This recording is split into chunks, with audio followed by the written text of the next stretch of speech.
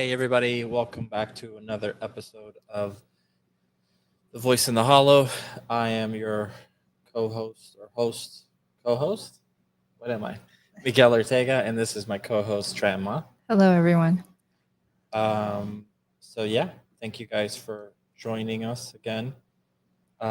Greetings from sunny Moscow, Idaho. Moscow, Idaho. I didn't know there was a Moscow, Idaho. That's cool. Hello. So we have a few people here already. So how's everybody? So let me. So what are we doing here? We're doing a short film, Tran and I, with the help of some of our friends that are jumping in and out, and we're doing this whole thing in Unreal Engine 5. We've been working on this for about 6 months already, and we'll show you like a little sequence that we've been working on. So there's a bunch of shots that are not finished. In particular, when the father arrives, you'll see, but we'll just play you some of the stuff so you can see where we're at. We've done a lot more than this, but this is the sequence that we're working on currently. So just hang tight for a second.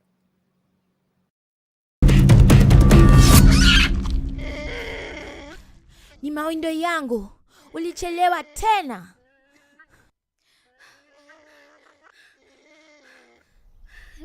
Hebu nionyeshe.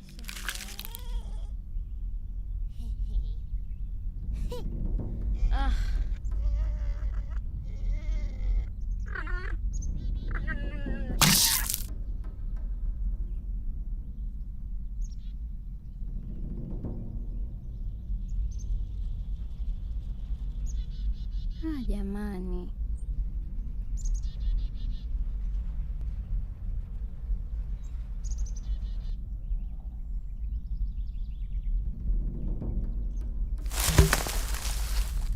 Nitakuwa nimeurusha kwa nguvu sana, si uone? Kweli.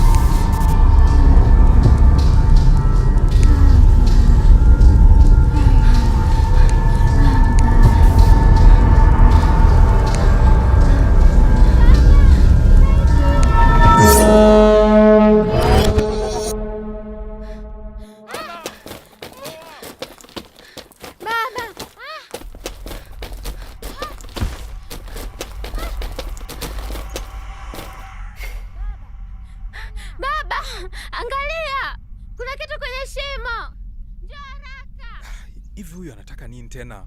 Angalia. Baba. Koa, hebu twende. Baba. Ala mwanangu, kazi nzuri sana. Wazee wakiona hii watafurahi sana. Baba. Mwanangu, nafikiri sasa uko tayari kwa juu. Baba.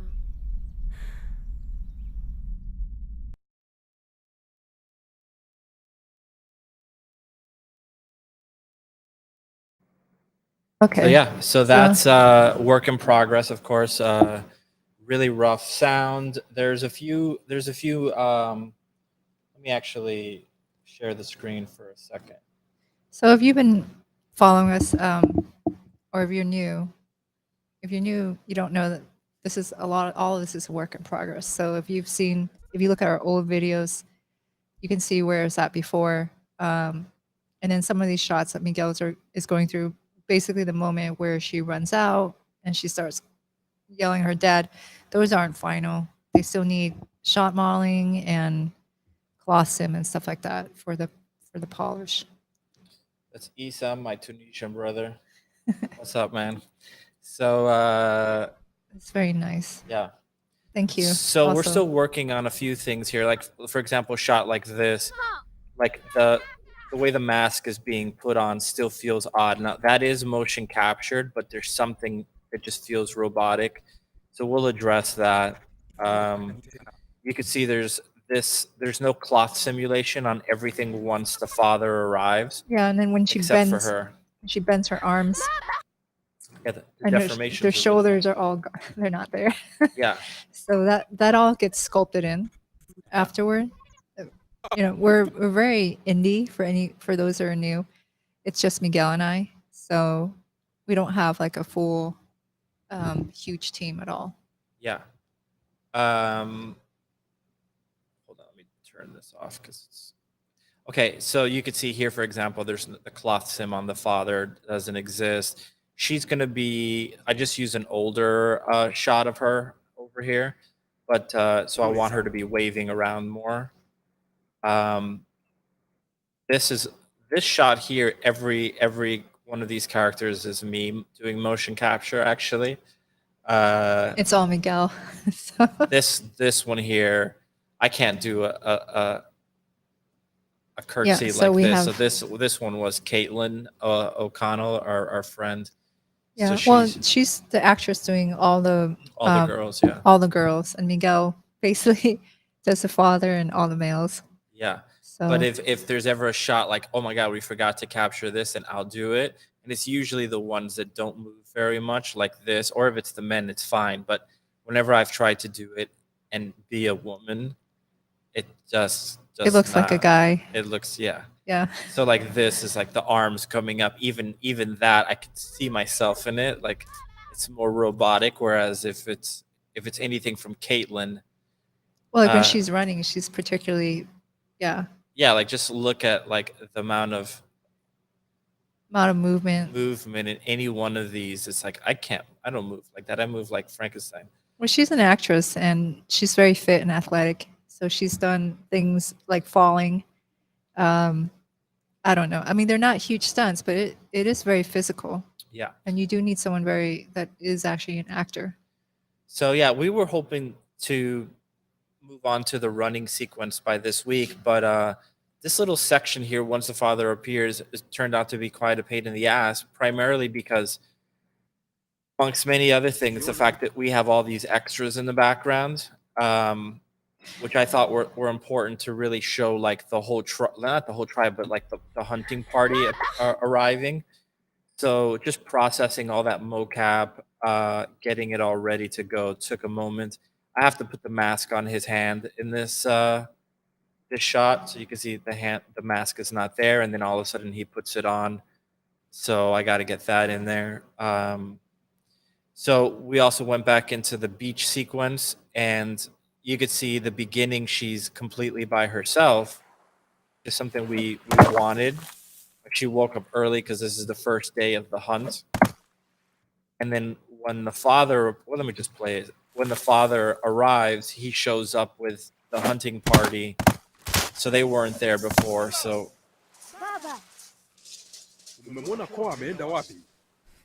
mimi sio mlinzi wa dadangu. Si you uende can see the ukamtafute guys sasa. are coming in Kama now. windo je? You start Ataungana seeing pamoja na life. sisi. Mbona? Yeye si chui. Kamwe usifurahie madhaifu ya dada yako. Umenisikia? Sitakwambia tena. Sawa. So you can see they're back there, and one is going to come in through the side there. So that was all done this week. The other thing is we actually had to record some dialogue. So we didn't have like this right here, like what's she Yeah. going on about? I didn't have that, and I thought Well- that was important. Yeah, well, we wrote this script very clearly in before we started the project, but then as you're progressing through and you're making the shots, you think about the story. Stories are our primary thing, right? And does that make sense? Why is the father behaving this way? What is she doing? Like, how do we clarify that? They're small things, but they really add up. Yeah. So after this sequence here, so you can see he's saying as he's walking out, "You're more than ready to become a leopard," which goes into what Tran is showing, which is the lecture hall, the ceremony sequence. Let me just cut to this for a second. which we've shown this already, which is the big ceremony where she gets indicted. Is that would that No, be the no, not indicted. diet is like a crime. Yeah. What's the word I'm looking for? It's at the tip of my tongue. I don't know. Yeah, she gets added to the hunting party as one of the leopards. So this is the sequence. So this is going to come directly after the thing you just saw, right? And I've already played this a bunch of times. I'm not going to play it again. The problem is we don't know where the hell we are. So we're like, where are we? The audience is not going to know. And that's okay, but I don't know if it's going to be a good cut. So we decided that we needed to have an exterior shot of what this location looks like so that we have an establishing shot, and then we could cut into this, and it'll make much more sense. So that's what Tran is working on right now. Yeah, I have a lot of stuff to do. Thank you, Ricardo. Thank you, Ricardo. I have to What's up? do a bunch of stuff on the stuff that's not completed, like the CLOSM and shot correction. And then I am at the same time working on this environment here, which, hold on. Someone is saying, I face scale issues when exporting assets from Maya to Unreal. Nothing should be changing. So if you're having that issue, it's because you're thinking that your file should be bigger than it actually is. If you export as an OBJ or as an FBX, the orientation changes, but not the scale. So my scale is pretty consistent, but we work life size, right? So I don't know what that is, what you're working at. We work in centimeters, we work life size, and when we import it in, it should be the same size. Sometimes the rotation's messed up, but that's in your setting. I don't know if you have a certain export setting or import setting, so that's pretty difficult to diagnose. Yeah. Yeah. So, Tran, do you wanna show some of the stuff you've been working on? Okay, so yeah, so this is all I have so far. It's not a lot. This is not actually the final shot, and it's not complete. I built a lot of this in Maya initially. So if you take a look at this scene here, you can see how I have this blocked out. I feel comfortable doing it in Maya, right? It's more model friendly and everything. But at some point it does get really slow. Like if I start off the models inside Maya, I feel like I have more control. I can deform and I can warp. And it's easier for me to lay out. The downside to it is that it takes forever to export it and get it into Unreal. So you have a huge delay. So for certain things, I decided for at least the base, I'm just going to build only a portion of it and import it and then start blocking out what I can inside Unreal. It does move a lot faster. As far as the plan for this, it's really, I think I want this to be higher.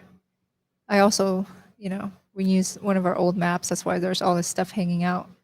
But my idea is, let me pull up this pen.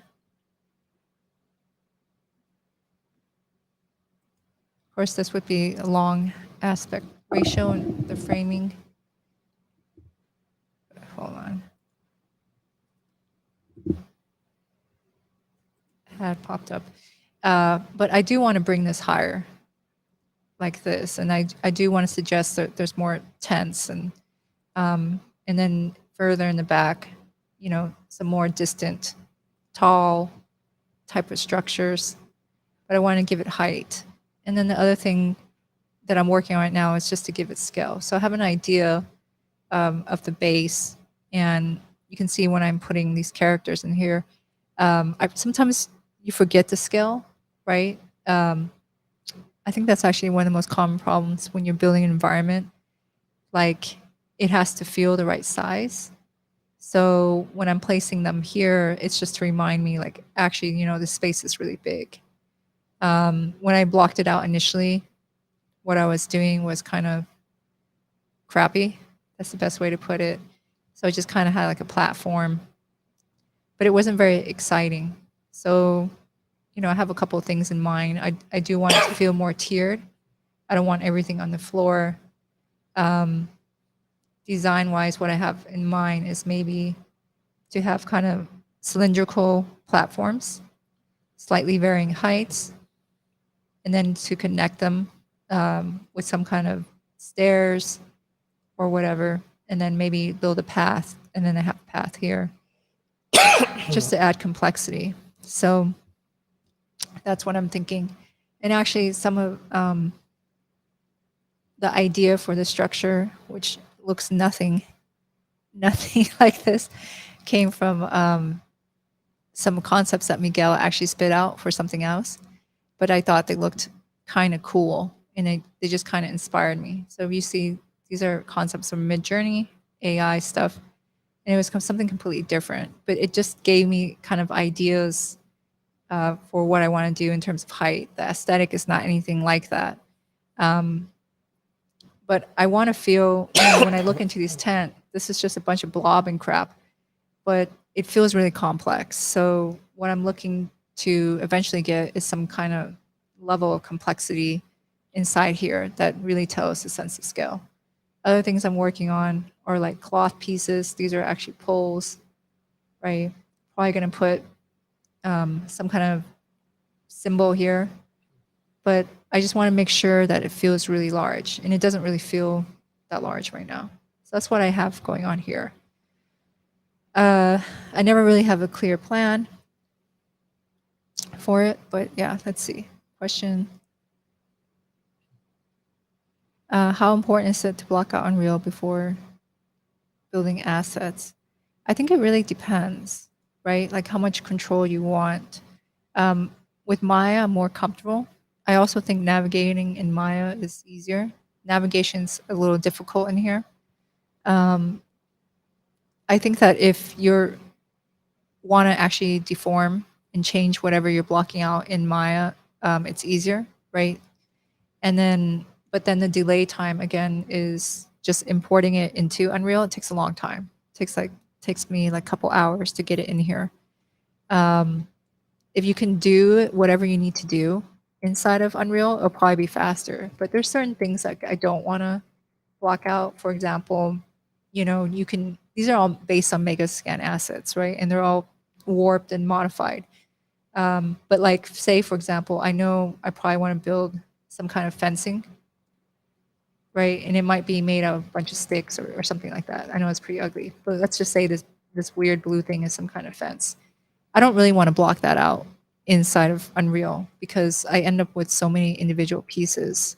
I don't like having a bunch of little pieces. It feels really difficult to organize, to move around. So if I can, I like to bring in more like modular pieces. Those are more ideal. So for example, this staircase here was made in Maya, right? So I blocked it out in Maya right here. And that was easier for me to block it out, right? They are in 3 pieces because it's easier to import. So you can, if you look at this stair, let me just group this here.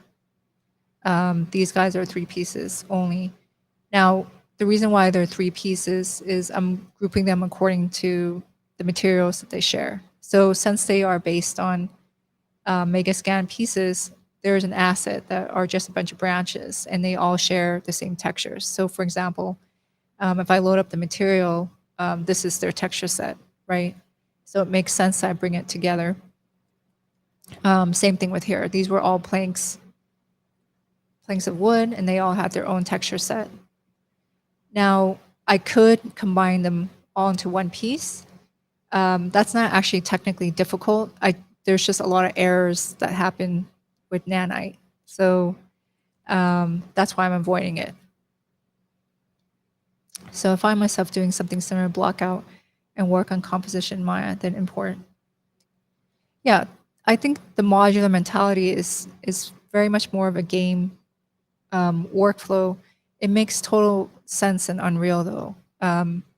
Obviously, well, our background's more in like film, and so we're usually rendering things. And of course, film wants to work modular. No one wants to make brand new pieces, but it just works a lot better in Unreal because you can see everything, you can move everything in.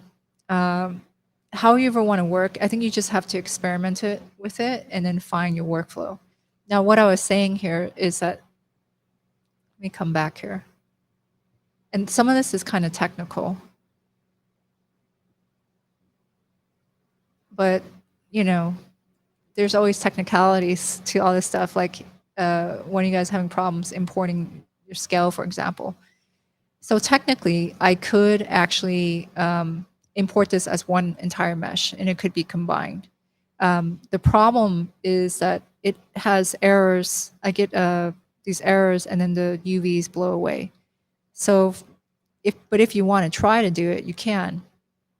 So, for example, if I wanted to combine this as one object, and then it's one piece, the problem is they have 3 different materials, right? So this is branches here is one material. This is also one material, and that's one material based on the Megascan stuff. It's not very hard to fix it. All you'd have to do if you want to make this work as an FBX is you would have to just put actual material assignments on each one. So I just assigned this material here, and let's just color code it so you can see. And let's say I do the same thing here, and I put another one. Again, it's one assignment for a texture set. And let's say I do one here. And I'm picking random colors that really have no meaning as to why, other than I do it because it helps me identify it. So now if I have 3 different colors and I combine this into one mesh, you could import this as an FBX. What happens though is it has some kind of UV problem, right? So when it imports as a nanite mesh, this is what happens. I think it's because they're overlapping. So if I look at this texture set here or whatever, you can see I have overlapping UVs. And for whatever reason, if I try to import this FBX, combine as one mesh, as a nanite mesh, some of the models will lose their UVs. So they won't have any UV, meaning the textures don't read. If you bring it as an FBX combined as one mesh with 3 different materials, and you import it as a non-nanite mesh, you usually don't have the problem. Anyway, I think that's something really good to know because I got stuck and I lost like a day of work at least figuring that out as for why. So what I have now are just broken up pieces. It might import fine, it might not import fine. I don't really want to find out because usually when it fails to import, it will take forever. So in case, I hope that was somewhat helpful. And as far as what I'm doing, I'm just trying to figure it out and make sure that I can make sure the scale is there, which again, it's not. You can't really tell how big as a person is so much. Maybe the stairs, but maybe the stairs are kind of large. I have to double check that. I guess other things that I could talk about is how I'm kind of lighting this stuff. Let me just pull up my outliner since I look like I closed that. Now, this took me a long time to figure out. And when I talk about lighting, it's not going to be very technical. You can get other tutorials on YouTube that are more technical, describing like, turn this off, turn that off. It's going to be more artistic. Miguel and I, again, for those who are new, have a much longer background in film, and Unreal is a new pipeline for us. And in the film pipeline, with ray tracing in film, it's much more physically accurate, meaning lighting and all that stuff responds to how you think it would in real life, which is pretty amazing. Because if you do something that you feel is very logical inside like Maya with a render like V-Ray, and you approach it from that aspect, it's going to really behave a lot like what you think it's going to do in real life.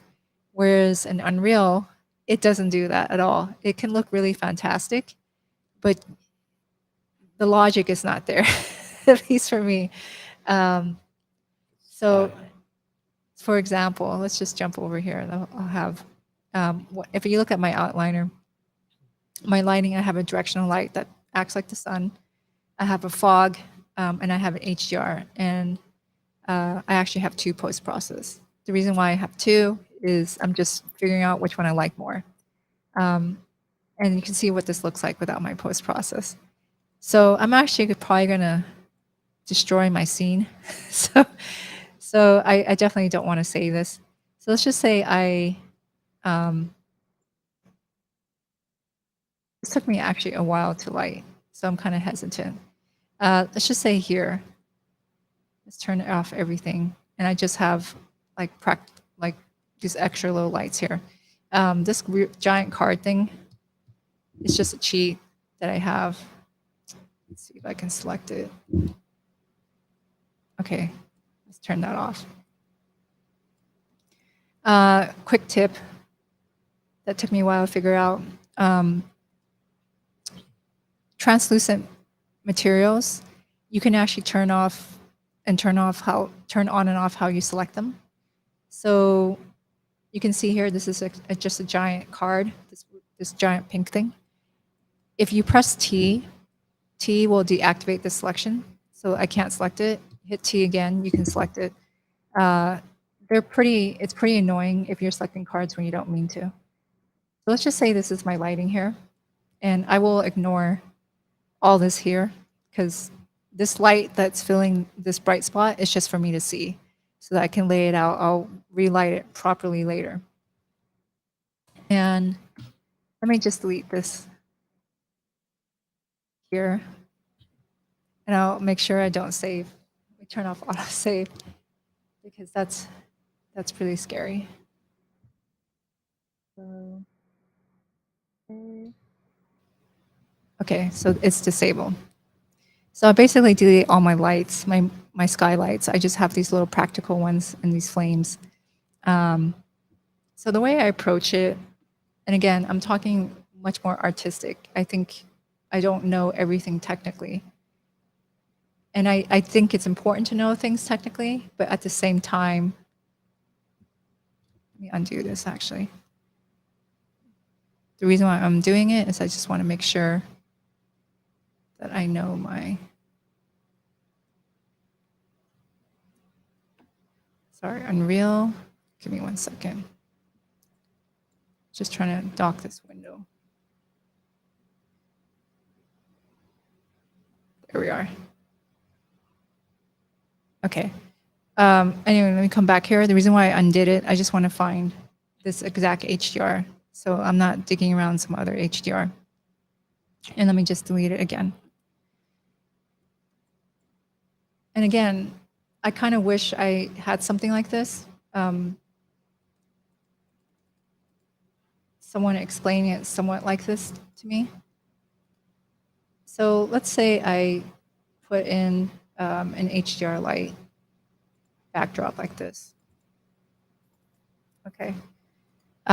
First thing I do is I just want to pull this down because it's colliding with my ground. And then the next step is I'm going to drop in the HDR I was using here. Okay. And then I can rotate my light just with the actual rotation here. I'm not going to probably get the lighting to be exactly the same. Now, on default, like my HDR is too small. So I usually will resize this. I'll lock my scale.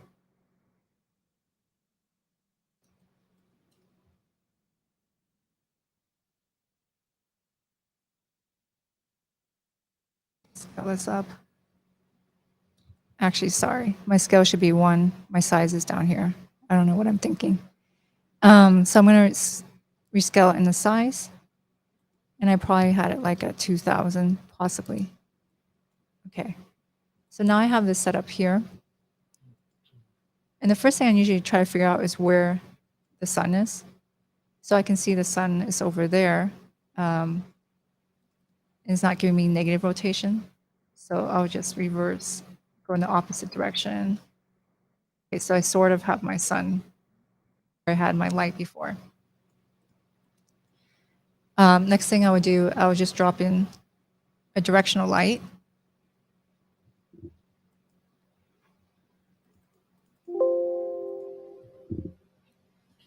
And I usually want to, I want this to behave like the sun. So I want to make sure it looks like it's actually pointing in a similar direction, right? So if my sun is over here, I kind of want this arrow to do the same thing.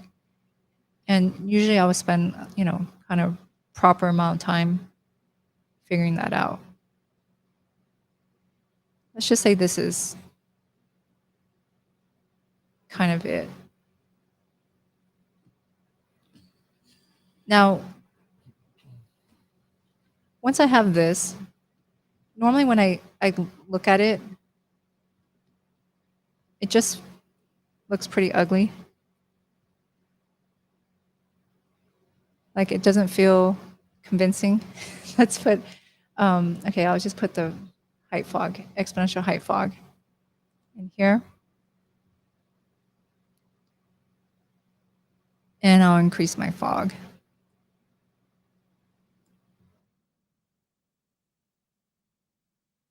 Try this at 0.2, or let's reset this one.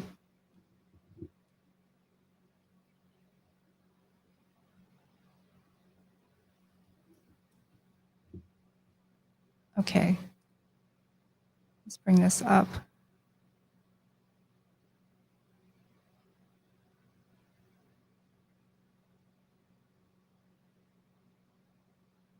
Let's turn on volumetric fog. That's what is missing. Okay, so now I have some kind of fog. Now, what I struggle with at the very beginning when I started doing this, it was like, okay, so I have three things. I have, let's put them in a group: directional light, exponential fog, and my HDRI backdrop. And let's toss them here. And actually need one more thing. I need my post-process. Let's drop this here. And the first thing I want to do is make sure it's infinite bounds, meaning this will affect everything outside of this box. And let's just put this also in a new folder. This is the other thing that kind of sucks. Still not loving the way this is organized, this outliner. I have deep conflict with it. And, okay, let me select this and drag this in.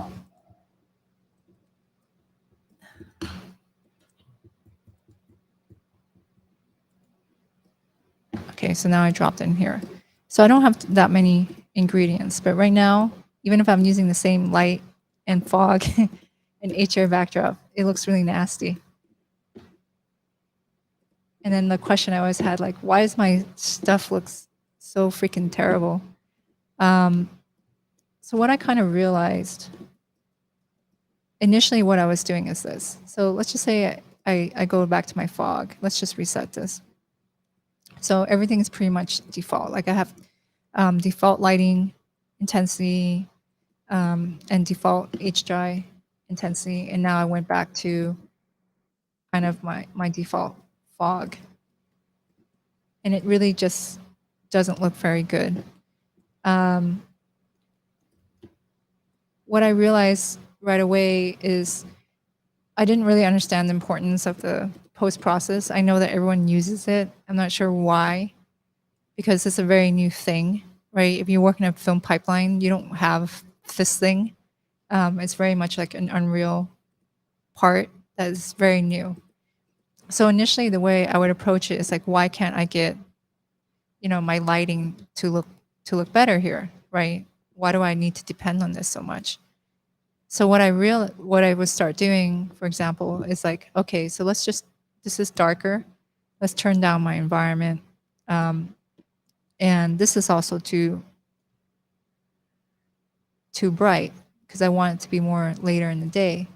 So I start bringing down all the intensity of everything because that's what you naturally think, right? The day is darker. So, you know, when I look at the sky now, I think, yeah, that sky looks all right, right? But now if I look at my buildings, they look, you know, they don't look like what I want it to look like. They don't look more overcast. Like if you look at this, it's not as bright, but they're getting way too dark. So this is what I was doing in the beginning. And then I would put in, you know, some more fog or something, and I would have something like this. So what I realized is you can't light like this at all. You have to, because like the sky looks fine, but my environment looks too dark. This is where the post-process comes in for me. So instead of trying to light it without the post-process, the first thing I would do is just, you know, let's go back to our default intensity. And I know I want this to be even foggier. Once I start having some of the lighting come in, I would just turn on my post-process, and the first thing I do is change my exposure to manual. Oops, sorry, not manual. Come back here.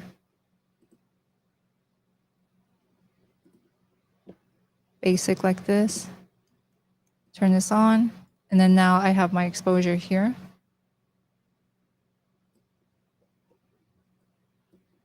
And then what happens is my regular scene where I go, okay, I just turned this off here where it's dark and I'm not getting a lot of fill.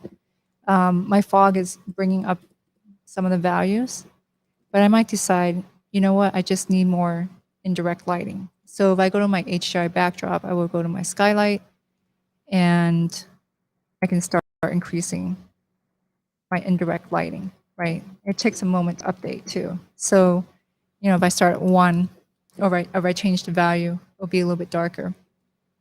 Actually, I'm pressing the wrong one here. Okay, so now I bring it up. So let's say this is at 3. And then what that will start to do is give me more fill so I can see more light, right? Of course, that looks terrible. And then what I do is I have my post-process. Let me turn down. Well, I think the fog is actually okay. Here. And I have this help me bring that down. My exposure. Let's collapse all this because it's messy. So basically in this here, I don't have like a magic number that I constantly use. It's still cheating. And then what I'll do is I'll, you know, correct my gamma, adjust my saturation. And this time, since it was nighttime, I did adjust my temperature. So again, this doesn't look as nice. I still have this really strong sun. That's the other thing that gets really weird, right? So I still have that. And what I'll usually do is just soften the shadow. Like this. And again, if it's too strong, I'll turn it down. And since it's kind of more warm, I'll use like a temperature to make it more warm. And then it's turning a little orange. But I'll come back to my post-process, you know, and maybe adjust the blue, or maybe readjust the temperature here. It's a little too much. So I'll get something like this. And again, I'll play with it. But I didn't understand this. Again, this is just my thoughts on it. I'm not like the king of anything. But that's what I've learned. And when I open up other scenes and I'm analyzing their stuff, if you ever download any of the scenes, right? So if you don't believe me, which I don't, you know, I'm not offended if you don't believe me. Let's just close this here. And let me reload that. If you download any kind of like official Unreal, project that they did, like for example, like the Matrix or any one of theirs, it's turn off their post process. It's always brighter. What I realize is your shadows are always going to be too dark if you don't have the post process as a way to compensate for it. It's not very logical. I don't know if anyone listening knows what I mean when I talk about how this doesn't exist in this post process just doesn't exist in a film pipeline. But without it, if I just try to light it, thinking I can get most of it to look good. So I've turned off my post process. You see how bright this is. My shadows are just always really, really black. And even though Unreal has ray tracing and it looks really great, it always just looks really black and it doesn't look right. And then when I fill it in with light, so let's just take a look at this here. Let's turn off all my post-process. Let's have my HDR. So this HDR is pretty intense.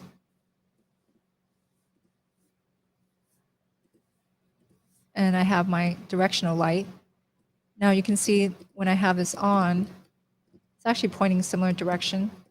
If you look here, you can see the shadows.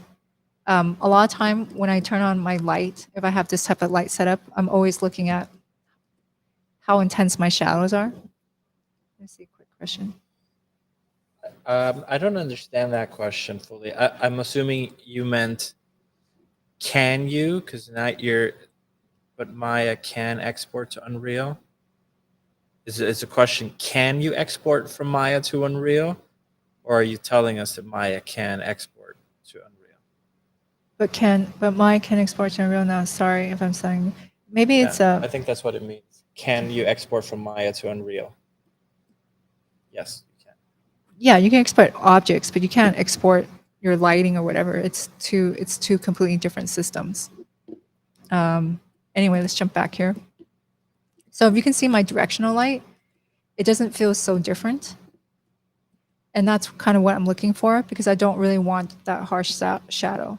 So I think what I was doing here was just kind of making this more intense, just to get rid of that harsh shadow feel, right? So if you're looking here, I do have shadows, but they're soft. And that's what I wanted. And then I want atmosphere because, well, there is atmosphere in the sky. And if the value was too low, so let's look at here, 0.16, which is exceeding what it allows you to do. So if I reset this value, normally the highest you can go is 0.05. So I'm basically breaking it. I don't usually have that down. What I'll then do is, have my post-process and then adjust my intensity for the fog, right? I can't tell what it's going to look like if I try to work like this and think I'm going to have that. So it's kind of a balance. I usually have that going on. But you see what I have here is that it feels like What Netbug is saying is exactly right. It's almost exactly like that. Yeah. So log footage, like when you get like the Blackmagic camera, is famous for like its log footage. When you film with it, it looks terrible. Yeah, is that how It looks like what you're showing. like Like this. really flat, overcast. I mean, not that. I mean, I guess so. I don't know. but- It looks like. And then you put a gamma on it, and all of a sudden the footage looks amazing. But Yeah, and this is like a new thing, right? Because again, it took me a while to figure it out. So what I struggle with when I was lighting was like I would have really harsh shadows. I have shadows here, but they're soft, and that's because I overlit it, right? And then I would have like this area be all black, and in reality, that's not what the way things look like, right? Like there is a time of day. I mean, none of this is photoreal, if you notice. Obviously, we're not going for that, but you're trying to get some kind of believable lighting right? And I felt like I've seen a time of day sort of like this. Maybe not this blue, right? The color is being pushed, but the shadows don't turn black just because the sun's coming down. You still have all this nice fill lighting. But the main problem I had was a lot of my shadows would be dark. The other thing that Miguel and I do a lot is we like to backlight. So we like to put light sources behind everything. So you can see the sun is all the way in the back. We don't really usually directly light stuff. So normally we don't have like light source hitting the front of anything. And when we were using V-Ray, lighting from the back was super easy because it would just do it, right? So there was no post-process. Do it meaning it looked good. That's Yeah, it would just look good. My shadows wouldn't be too sharp. They wouldn't become too dark. Sometimes you have to put a little fill light here and there, but it was almost just like touching up, if you took a picture of someone and you just did little touch-ups to get rid of that pimple or something like that. This one is like not, I basically can never tell what I'm getting at all. So that to me was a big revelation. I have to light brighter because my shadows are too dark. I usually will always break the fog limitation. It will usually be higher, but that's usually an artistic choice from us. And then the post-process, again, will compensate for that. So if I take a look at my setting here, again, I have metering mode, auto exposure histogram. I have exposure compensation. I check use physical camera. And then I have a vignette, which gives me a slight kind of darkening. And then the temperature makes a big difference. So I have tint on, but I don't really have a tint. But you can see it goes from kind of warm to more blue, and then that makes it feel more nighttime. My saturation's up a little bit, 1.15, and then my gamma is making a huge difference. So I kind of, again, I use the gamma, and I use this feature here, exposure compensation, a lot. Now, you shouldn't take anything I say as any kind of rule. That's why I say it's artistic. What does that mean? It means technically I'm probably wrong all over the place. And, it's a very different technicality when you're lighting in here than when I was lighting in Maya with V-Rays. It's just so different. So that's still a learning process for me, right? All the little technical things that you could be screwing up. But for me here, I tend to mess with the gamma. Let me close these, just so I'm not scrolling up so high. Oh, I also have chromatic aberration. But I tend to mess with exposure compensation and the gamma the most. So I've turned those both off. And what I notice here, gamma tends to give me, so you can see I have the gamma at 0.64. It's not quite dark enough, but it also kind of gives me a subtle contrast feel. So if you look, you can see it around here. I don't think blue is a good color. Let's try pink.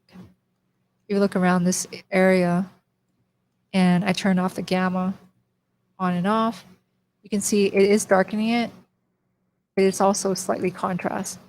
And if I'm using the exposure, it really just brings it down, right? So if I only have exposure, it looks like this, it's darker.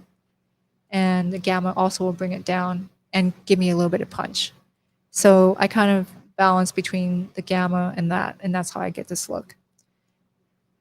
Again, the first thing to me was, how do I deal with my shadows? Why do my shadows look so weird? So all my shadows too dark, all my shadows too sharp. So other thing I'm doing is I'm increasing the source angle. So if you set your directional light as a sun in Unreal, you have a default value that's supposed to be technically the correct size of the sun. I know that if you make it larger, your sun's getting fatter, but I don't really care if the sun looks too big. I'll just try to hide it or put a fake sun or something like that. So anyway, that's my approach. Also, I think I noticed that I did download the Matrix project, and their sun was like a sphere. Like it was literally a ball that was illuminated. So they're cheating and they're working around it.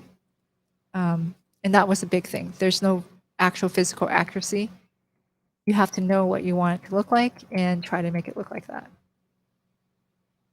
Anyway, you want to show some Good. stuff? Chatty on fire. How's it going, man? Yes, nice to So- have you. Why does this keep popping up? So, does anybody have any questions for Tran on that stuff so far? If not, just give me like 2 minutes. Let me just open up Unreal. Okay. Anyway, I wish someone told me this. I look a lot of resources and I read the documentation and all that stuff, and it's really helpful because like, what does this do? What does that button do? Right? Some stuff follows over. If you've been doing CG for a while, you're gonna know about intensity of your light, temperature, and all that stuff. Again, I'm not knocking those because they're really important, but artistically, that was the biggest revelation. Once I figured that out, all our lighting actually improved. Like if you were to look at some of our previous streams, the lighting looked really weird. So, Really weird means really crappy. yeah, really bad. It looked terrible because it didn't feel atmospheric. That's the other thing too. If I work with, if I turn off the height fog, it looks like this. And if I just stick to the values that I get in default, it's just not enough. Like it's just not atmospheric enough. So I usually will break it and go beyond what it will allow me to do. Yeah.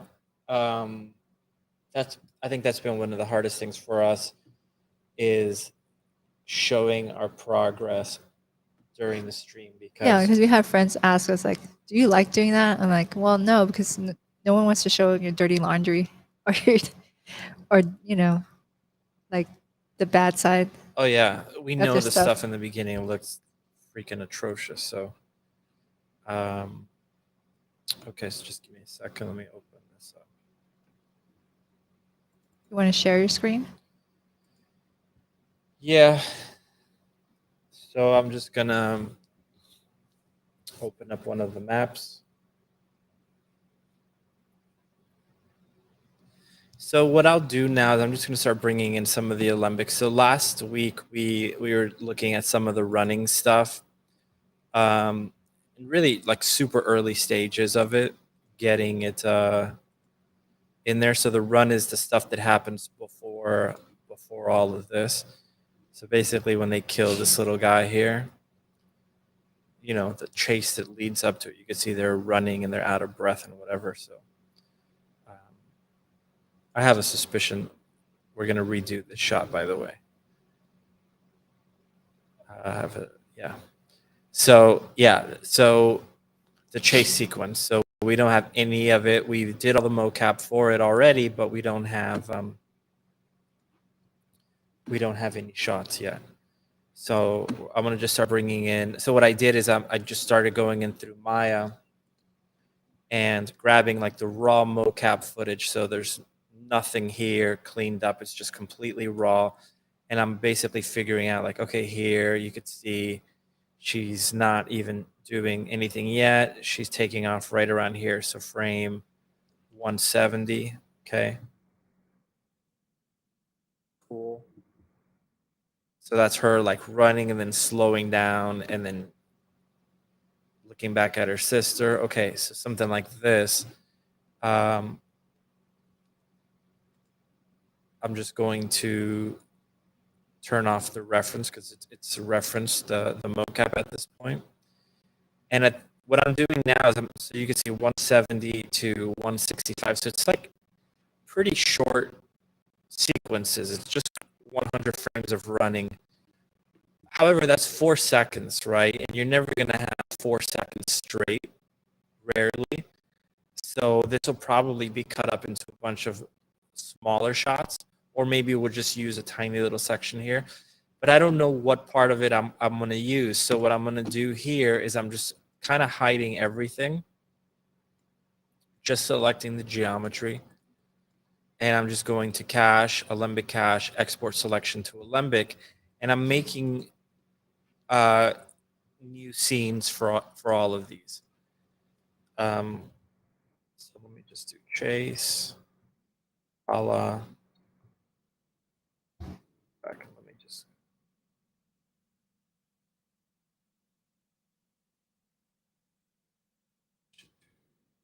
run, look back, okay.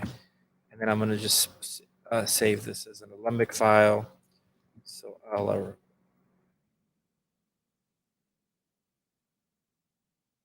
so that's exporting this out as an Alembic file. Again, there's no cleanup. The clothing is not simulated yet. I don't care about any of that stuff at the moment. I just kind of want to get the timing, and the timing would be correct. Let me see what this says. These kind of questions, we there's been a few questions today that we're kind of ignoring. Like some of these questions are almost like IT questions, and we just don't really deal with those because it's infinite possibilities as to why something is not selecting or selecting. So we're not ignoring you. It's just we could literally spend 2 hours trying to troubleshoot this sort of stuff. So Well, it would be impossible to troubleshoot without seeing your scene. yeah, so I don't like if I knew off the top of my head what it could be, I would say it, but it could be infinite things. So there was another question earlier about like how do I find inspiration? Like that's, I don't know. Go to the desert and find a shaman and then spend Well, the it's night. hard because Yeah. that's like that's talking about soul searching. Yeah, that's actually, just like there's no answer to that. It's Yeah. completely personal. it is personal, right? That's like your taste, like it's like this what they say, like type of food you like or the type of music you like. Yeah, that's like saying what is the best thing. When you're first starting out, it can be really hard to figure out what you want to do artistically. I think the way we, or particularly myself, I shaped my aesthetic was just learning more about art, right? So when I came out of high school, the things I thought looked good as a high school student had the worst taste ever, like a teenager kind of taste, right? Which is like, bad taste, at least for me. What I did was expose myself to more art.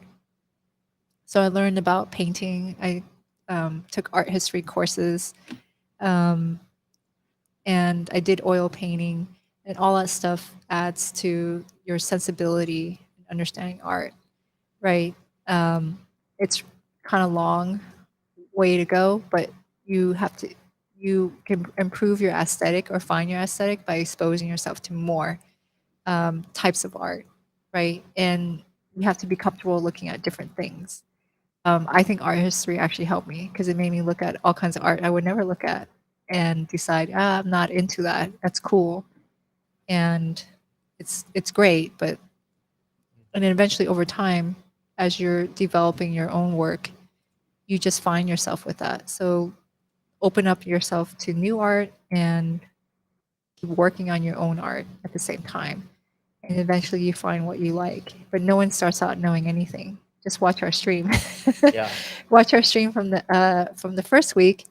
We were grappling with Unreal, getting things to Unreal, into Unreal, making things work.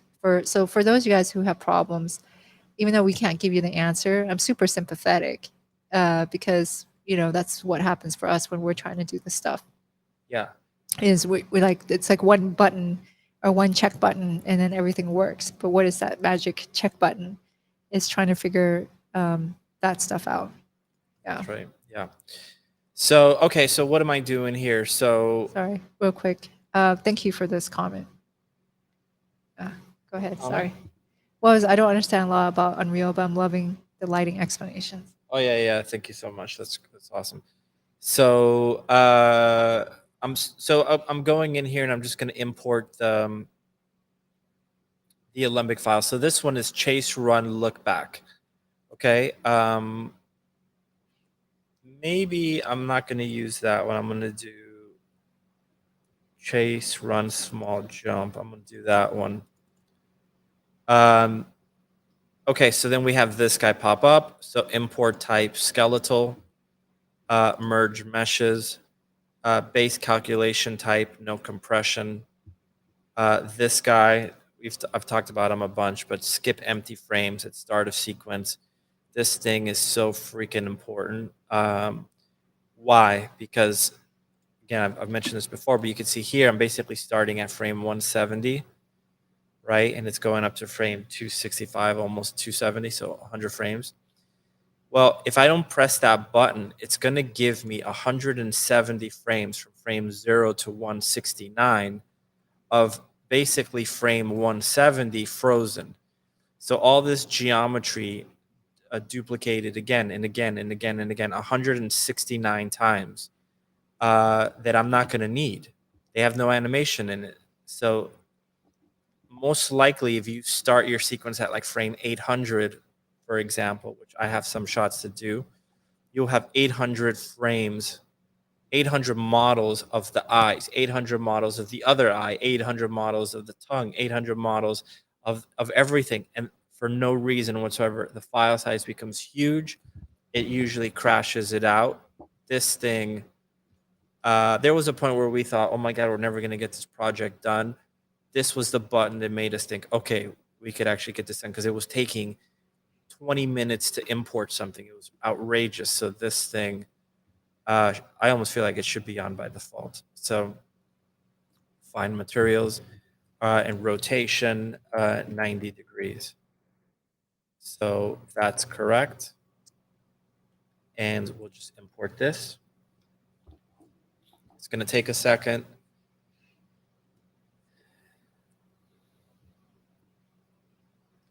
So I'll run small jump. So I'm going to rename my sequence accordingly to this. That way everything kind of synced. While that does that, I'm going to show you something that I've also found really important. And this is just like low budget pipeline stuff. But let's say here's all our sequences, right? The chase, the ceremony, the town, and they have like a number next to them. So it's in that order. So if I come over here, you can see I have the name of every shot, right? If anybody else looks at this, they might not know what the hell this is, but I know what this is. And to me, this is much easier than A00426 or whatever. So I kind of know what everything is. And you can see up on the top here, there's all these copies that have, they're just copies. And when you look inside, there's folder structures, but there's nothing inside any of them. Create a folder structure that you really like and just leave it empty. Leave it empty in terms of files besides the folders. So in here, you can see I already have this set up so that whenever I have my alembics, I'll save them in there. My cameras will be saved in here. My geo exports here, my renders, my final renders, my work in progress renders, the mocap from mocap X from anything else would be placed here. So you create this file structure, and then once you have it copied a bunch of times, if you have a new shot, I could just come over here and call this example, right?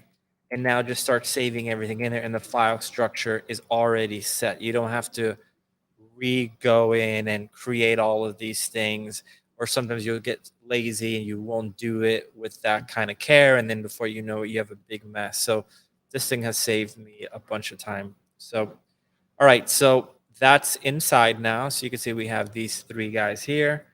I'll run small jump. So I want to name this.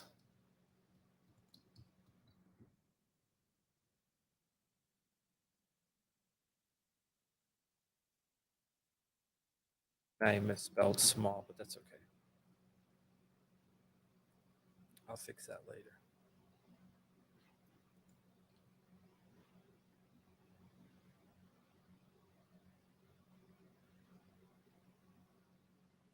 Oh, that's a nice comment.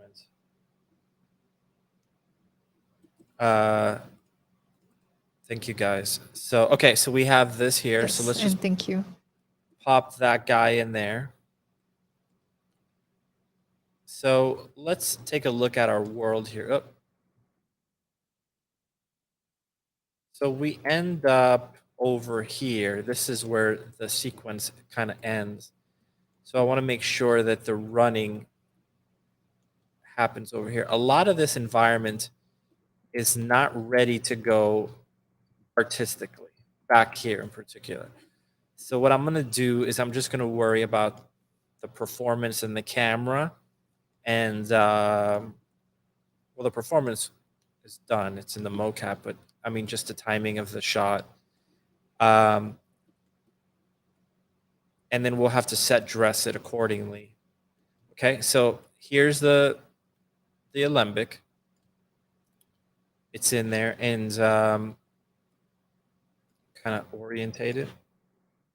And now what I need to do is I'll drag it into my sequencer, go to the first frame, animation, and select the animation.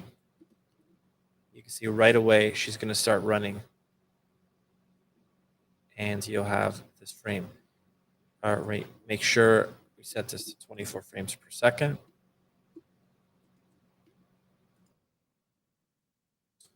Make sure nothing gets weird there. Put this back here. So we have that. Okay. Next thing I'll do, I'll probably just zoom in over here and I'll just create a camera. And now that I have that camera, I could kind of find the shot.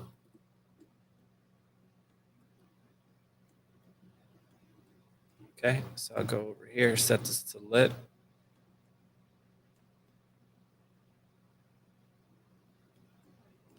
I'm going to turn on my letterbox. So let's take a look at her feet because it looks like her feet are going through the ground. I don't plan on showing the feet too much because of this. So I'm not super worried, but I'll do my best to kind of avoid any issues. Okay, so I know I want her to run in that direction over there, so I'll rotate her around.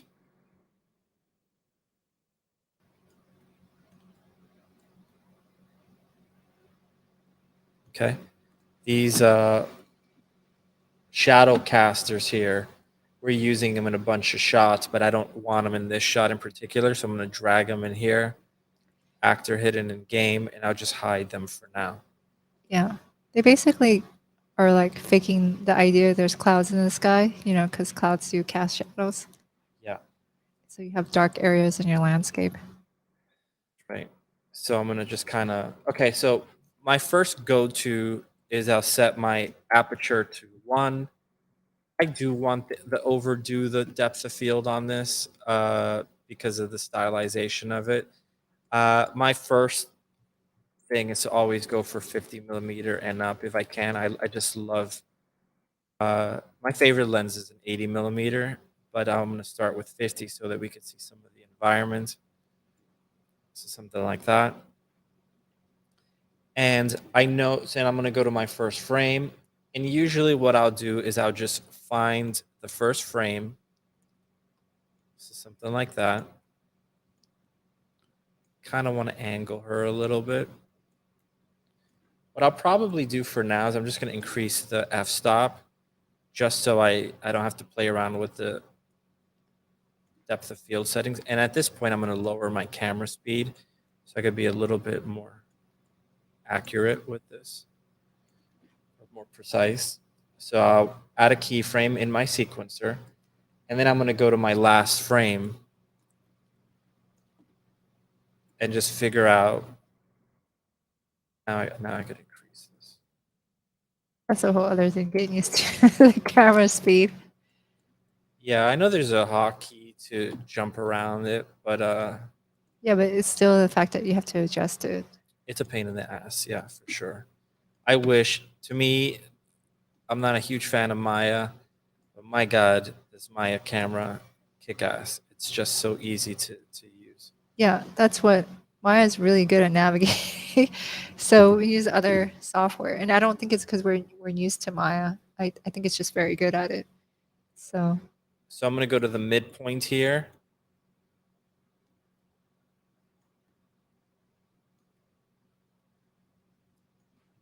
And put a keyframe here. So you can see right now, what do I have? My first frame, my last frame, and then my middle frame.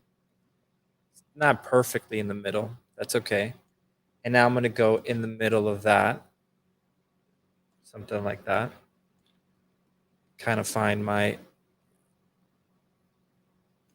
camera position there. Okay. And now I'll go in the middle of these two guys. Find my camera there. So she's jumping. So I kind of want to show that. So maybe something like that could be cool. So let's just see what we have. Okay, let's it feels slow. So let's do this. We'll get an 80 millimeter. I'm gonna select this camera and I'm gonna find it over here. So that's the camera that's filming her right now. So I want to bring this up here.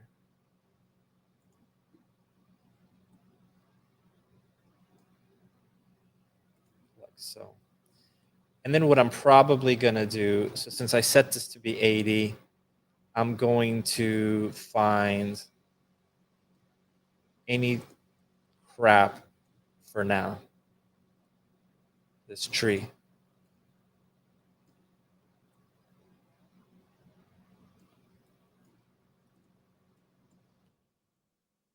Okay. And I just need to put anything in the foreground. This might be too big.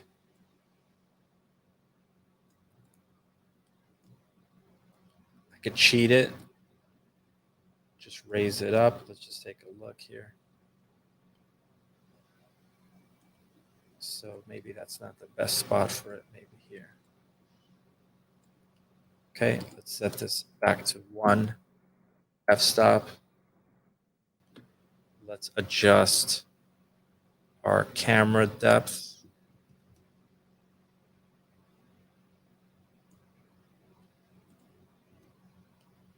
Okay, let's angle it like so. And let's pull back.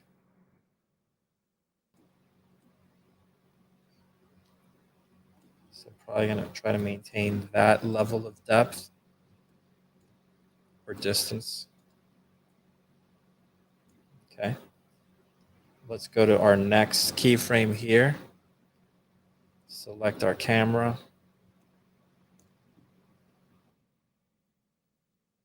Rotate it.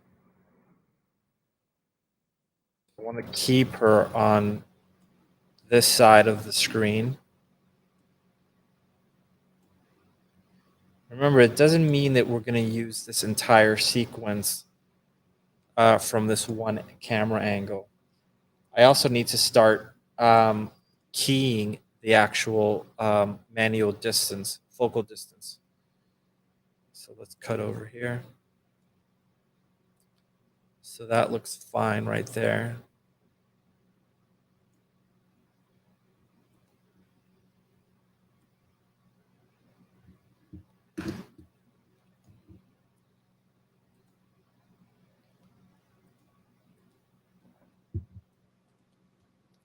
Okay, so right there, let's find that camera angle.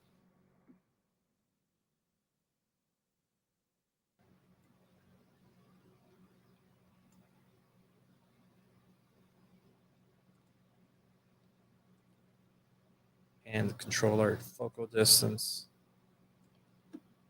And the last frame.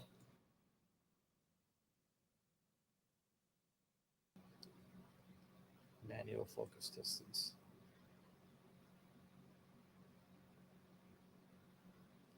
Okay, so let's take a look at this here. You think you have to adjust the animation, like she jumps to have her legs spread out a little? No, I'll just cut to a different angle. Okay. Jumps only look good from below. Yeah. I think If you're doing mocap, I mean, like we kind of have to like exaggerate the angles so that it doesn't look.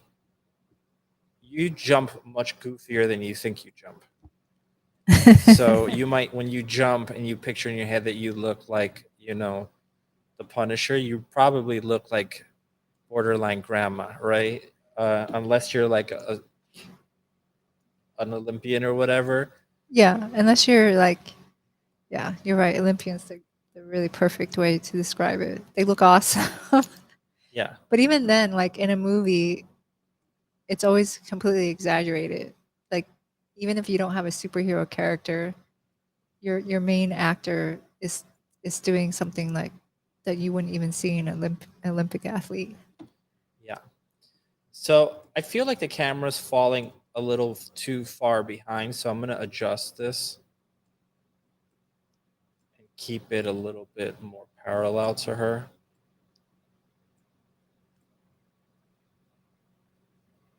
Get that. Looks kind of cool. Her arm extended. So let's keep that. Let's go to this one here. Again, keep it a little bit more parallel.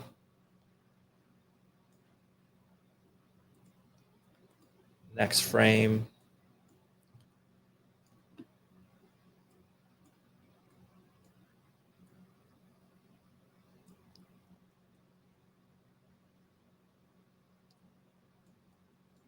Just drag it.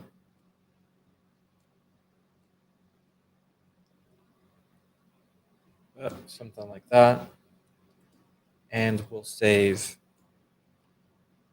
our depth of field.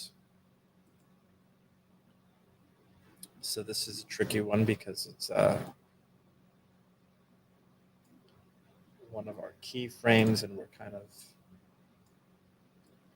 blocked here. So again, I'm going to keep it a little bit more parallel.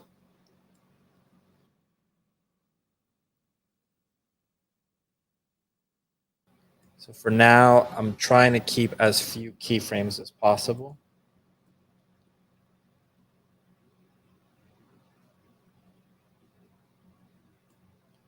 And then the last frame. Yeah, I don't like how the camera's completely left behind here. Since it's a run, the funny thing about this, I could probably use this shot multiple times from different angles and no one would even know that it's the same little section of the run. Okay, so let's bring that over here, bring this down. Keyframe, keyframe. Okay, so let's just play that and see what we have. Okay, so much cooler. So here, she looks like she's ducking. So I want to put something there so it looks like she ducked under something. It looks like she actually fell tripping. She didn't though. Okay. Remember, this is not going to be Yeah, you're gonna one cut. frame for one shot Yes. for everything. You're gonna intercut it with, like, with a leap and all that stuff with something else that looks more impressive. You'll just use a little section from here, a little section from that. Okay, so now what I'll do, now that I have that, I'm going to go actually in here.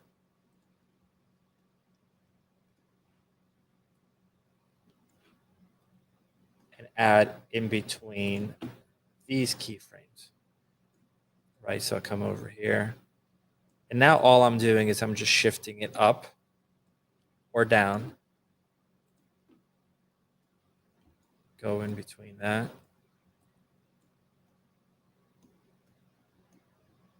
Just offset it. Okay, so I already added one here. So now let's come over here and we add a frame in between that. Frame, I mean a keyframe. Come over here.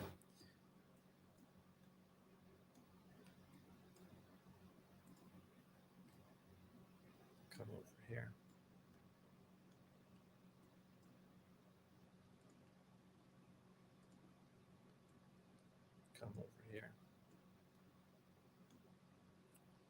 You can see I'm just shifting the frame around to give it kind of chaotic feel when it's all animated. It's going to have much more of a handheld feel.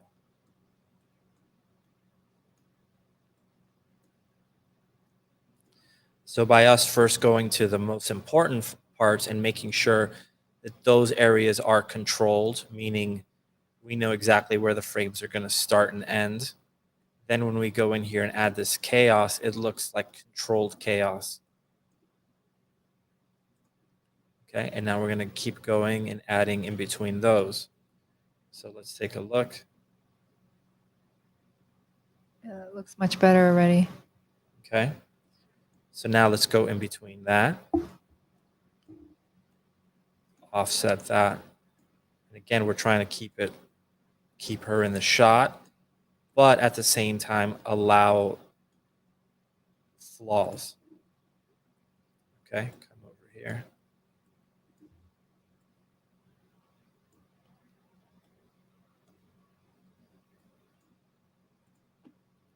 In between that.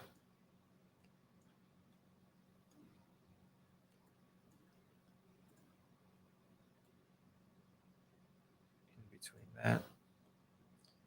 If you try to do this all from beginning to end, like in a linear fashion, you're just going to go crazy. So this is the technique that I've found works for me. Well, you're working like with how you're supposed to do everything. You're big, medium, small, like primary, tertiary, secondary. Like you're blocking it in, and then you're giving it more detailed movements. Yeah. That's cool. Remember, we haven't set dress this yet, so this is only going to look better once we go in there. We're like, oh, okay, this is a shot, and this might not be a shot. Just so you guys know, I'm doing this. I'm going to do this for all the mocap, and then I might be like, I might just use 20 frames from this little section, and that's fine because it's a chase sequence. You want to have all this different. Well, it's like what happens in real life. You shoot it from one angle, and then you shoot it. There'll be multiple angles of that same action, and you cut it, right? That's right. Okay, so we shift that. We have. Hey, Andy, didn't see your message. Let's put that in there.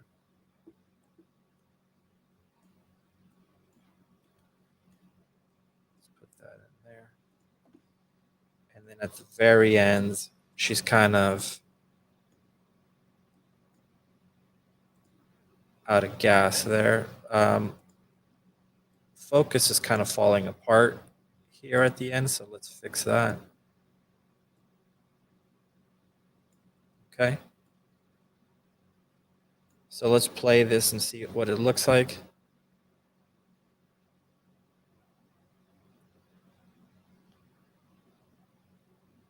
Much nicer. So there's your all right, so now we have this one camera. I'm going to pause this. I'm going to save. Pray to God it doesn't crash. And then usually what I'll do is I'm just going to come over here, go back to the first frame, and I'm just going to create another completely different camera, right? And this camera, we'll call it Cam 2.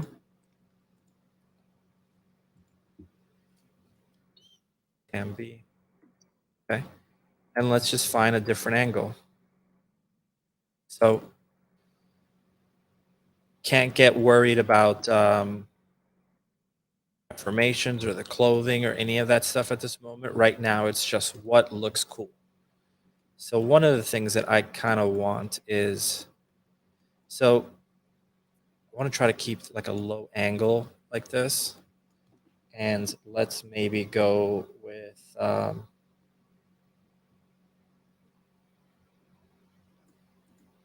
let's go for 80 still. That way I could get a shallow depth of field. Now I have this weird thing here with the grounds, the double-sided shadows. So I got to run this Enable two-sided geometry. No, it's not that. It's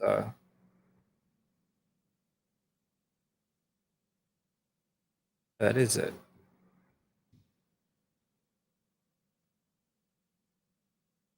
That's because I didn't put a space. There you go. Okay. So you can see that just fixed the ugly shadows that I had. So I'm gonna set the camera over here.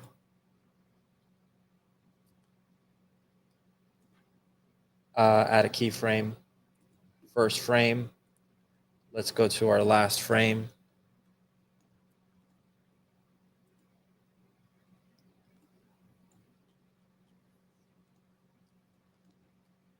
Fun times.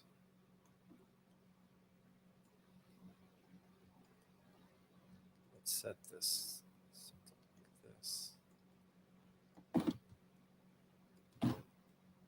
Okay, I still want to avoid foot contact because I'm a lazy bastard. So I might just do something like this. Keep her over here. Okay, so now we go to the middle. Keep her on screen left as much as possible.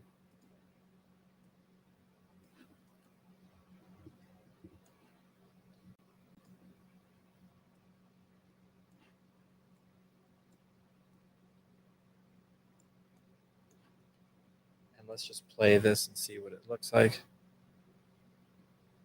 And it's kind of crappy. So I think I do need a shot like this, but I don't want to dedicate time on this one.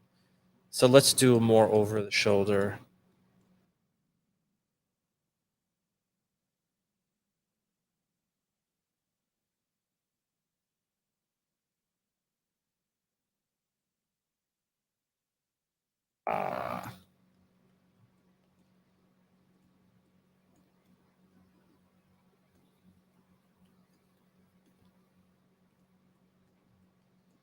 Okay, there it is. Oh, Lord, have mercy on me. The navigation in here is the one thing I hate. So maybe I'm going to do one like this because it's ultimately about them as characters. I still want to keep her on this side, but it's more about her expression. Frame one.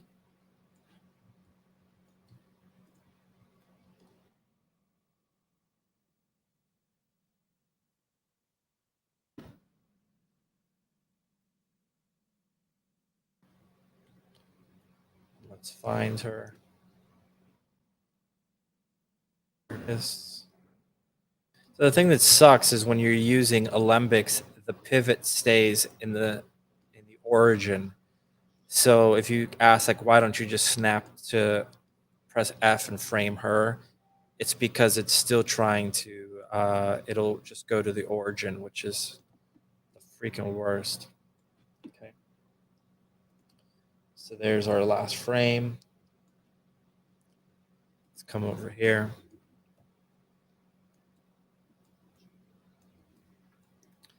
I want this to be a little bit lower. I might have to go with a wider lens so that I could really, I almost want to do it like from below like this. But if I do that, I'm going to go through the ground. So I have to go a little bit wider.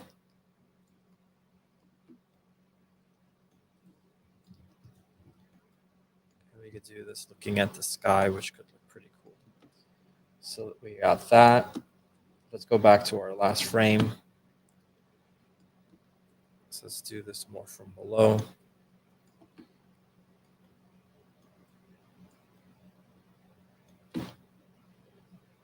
And our first frame. And we'll do it from below. And again, it's not set dressed yet. Okay, now we go to the middle of that. See, it just totally doesn't work. More from the front. In between these keyframes here.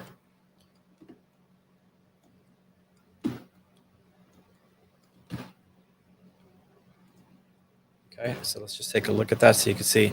Now we go in between these frames here. That's a keyframe, that's a keyframe. Go to the front.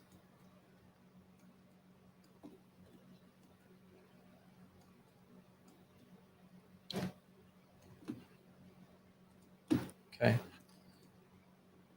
Let's play that and see.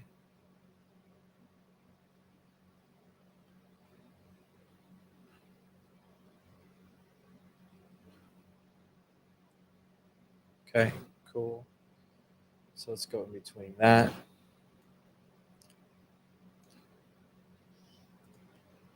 In between this.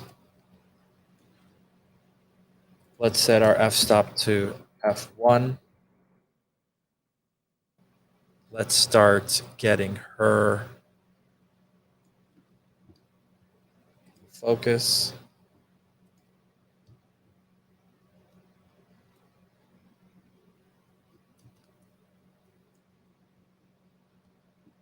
We'll go in between that.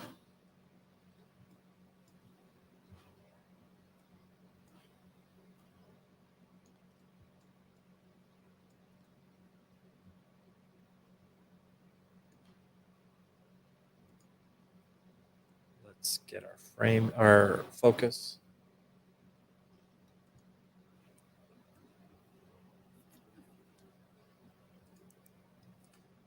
Focus right there.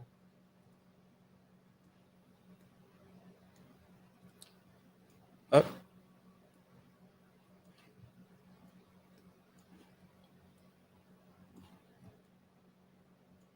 Question.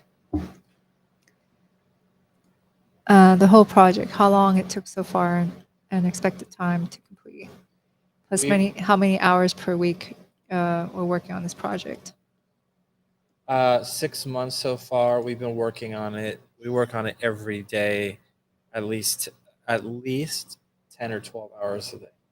Well, yes. Well, we get a lot of hours in, but we also have work that's outside of this. So we teach at Gnomon. But we easily can rack up, 80 hours at least a week, Yeah. which is like no life. Right? Yeah, the teaching part is tough because it definitely throws you off. It's awesome, but Yeah, yeah, it's amazing, but it would but be the nice. flow. Yeah, well, yeah, because you got to do something else. But it's still really a pretty ideal situation compared to like if you're working full time at a company and then you're trying to do your own stuff. It's really difficult. Yeah. So it would just take longer.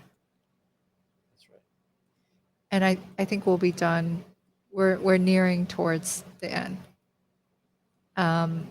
We kind of ended up redoing stuff if you're new to the stream.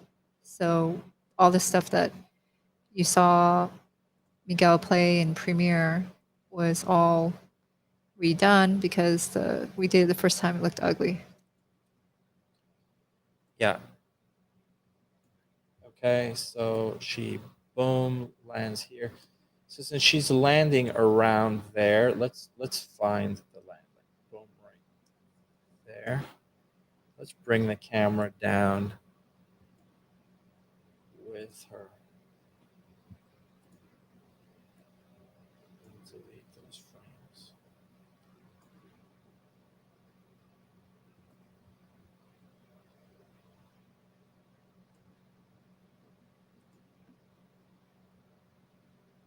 Let's adjust the focus.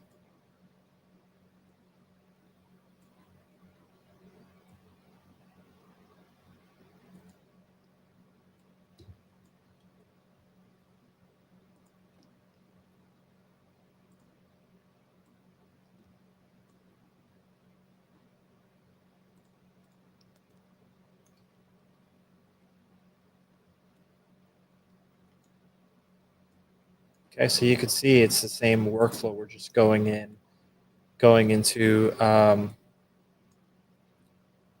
broad strokes and then going in and adding the frames in between. So let's just go in here.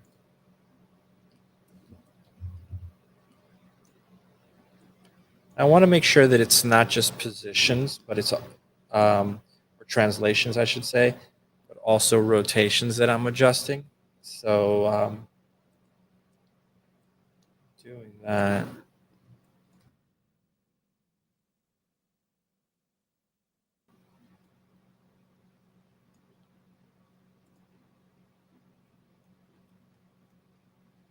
Okay. Let's come here. I'm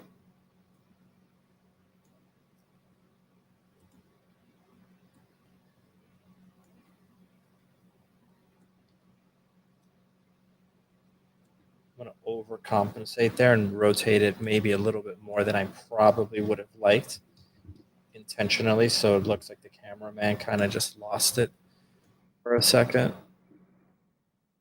Here I want the wide arm stretch. Let's come over here. Like that. Let's bring this down. Let's play that.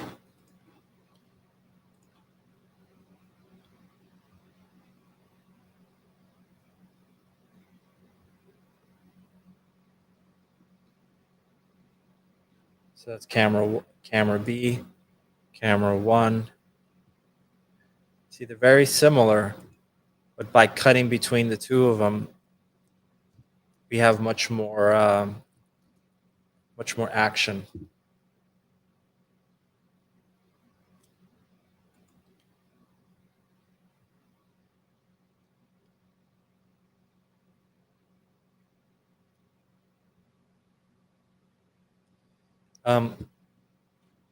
That's not the expression she should be doing. It kind of works, but that's not the correct one. It's working though, so I'm not gonna change it for now, but we will at the end. So all the facial stuff was recorded independently. You can see when I jump between them, works pretty well. So here when she's about to jump, boom, we just go to like this shot, much nicer. It has that handheld feel to it. We could still noodle it a bit more. So let's just come over here. Really like that. I want to try to get all of that in there. That looks really cool. So let's do that. You know, I wish I could have this thing open for you guys to see, but it just, I mean, I guess I could put it down here. Let's see. But it just totally ruins my my view. You can at least get an idea of how I'm dealing with the keyframes.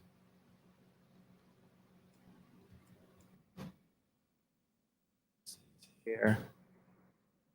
The more frames we add, the more jitter we're going to get, and the more it's going to feel handheld.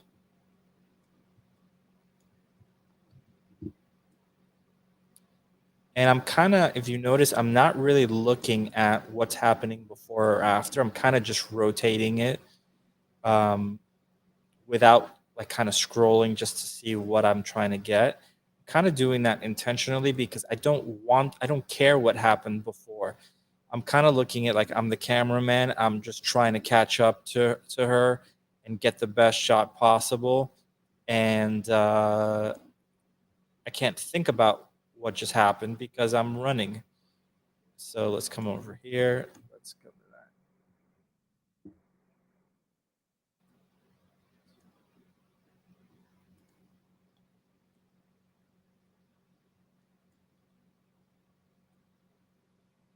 that. Looks so amazing and cinematic. Thank you. Who said that? Right here. Oh, thank you. Okay, so let's take a look. So you see it feels kind of handheld there. There's that energy that you would expect. Now, this is what's really important to always remember. Look at that exact same shot if you frame it wrong. If you pick a boring angle, like if you just look at this right here, like look at the right-hand side. Okay? Let's come over here and let's like look at that. Same exact shot. It looks so goofy. Right? But then you look at it over here and you're like, wow, this is like super energetic. I like that you see these big African trees in the background. So we'll probably push them back a little bit more so that you could see them a little bit clearer. Maybe try to get some what am I trying to say? Glare coming in from the sun. All of that could be fixed. So I'm going to move this over here because it's very hard for me to work like that. I need to see as much as possible. And then let's take a look at this angle here.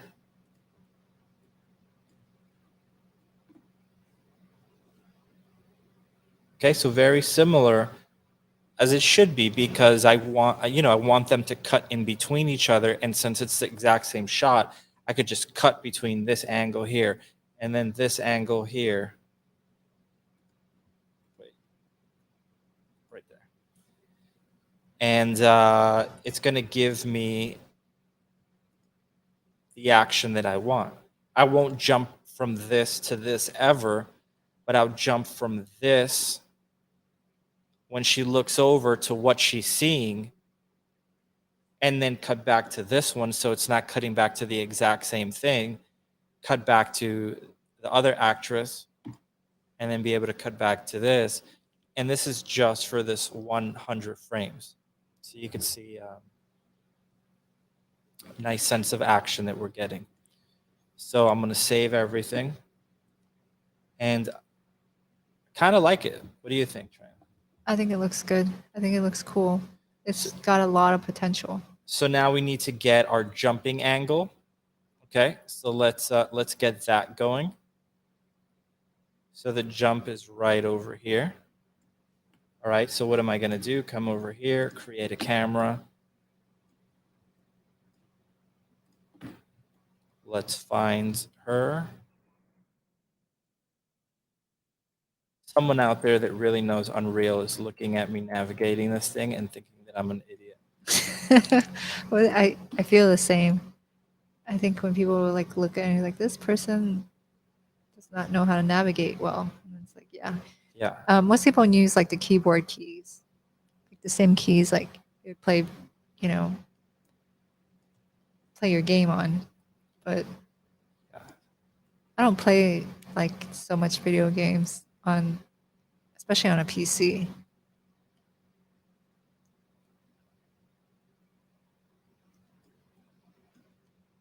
Oi.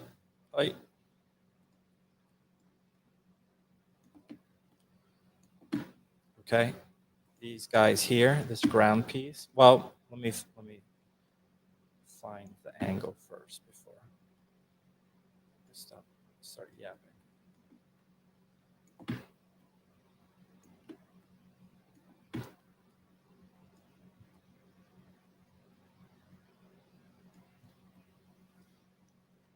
Okay, I'm going to add a keyframe here.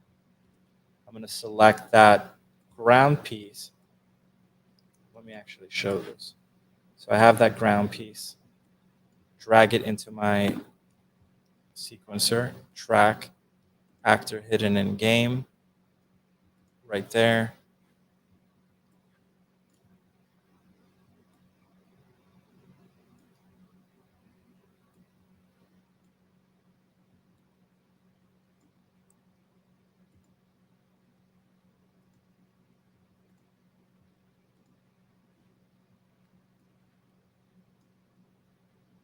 Track, actor hidden in game.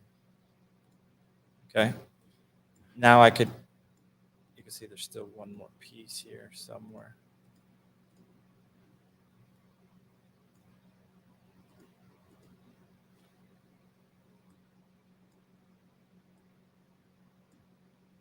Track, actor hidden in game.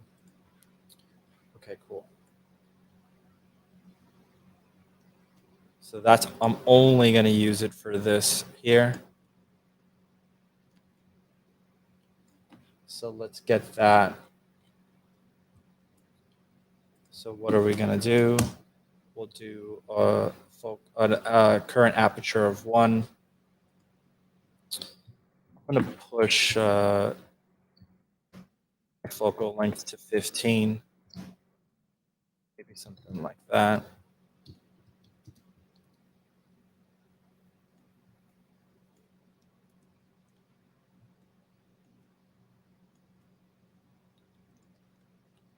Make it diagonal. Okay, let's save our position.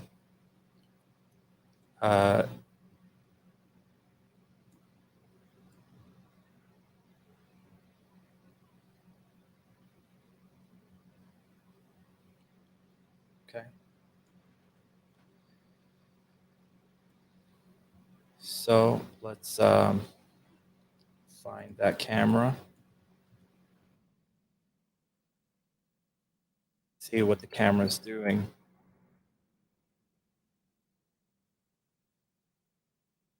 What I'll probably do is something like this.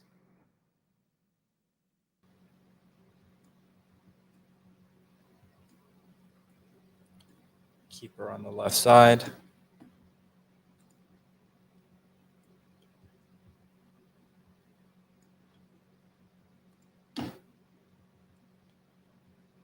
Keep her in frame.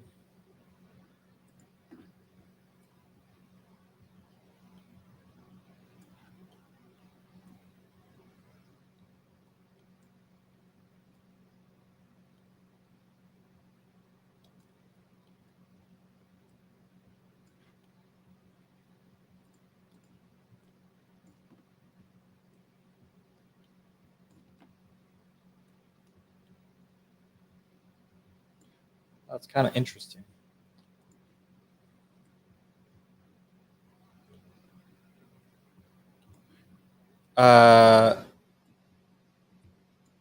Weird as fuck way to end the shot, but it could be really freaking cool.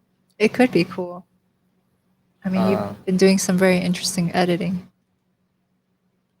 This ground piece is not going to work, so track actor hidden in game.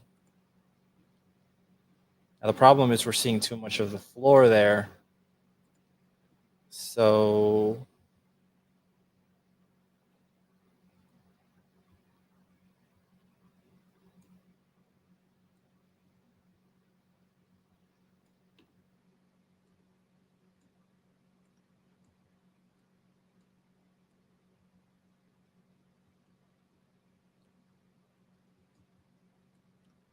don't want to deal with the floor.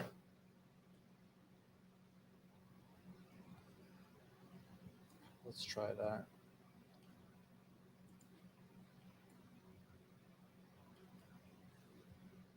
So remember, we're not going to use anything except for this part right here.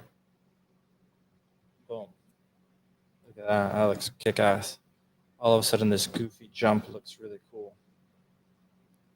Oh, it looks much better. Play it.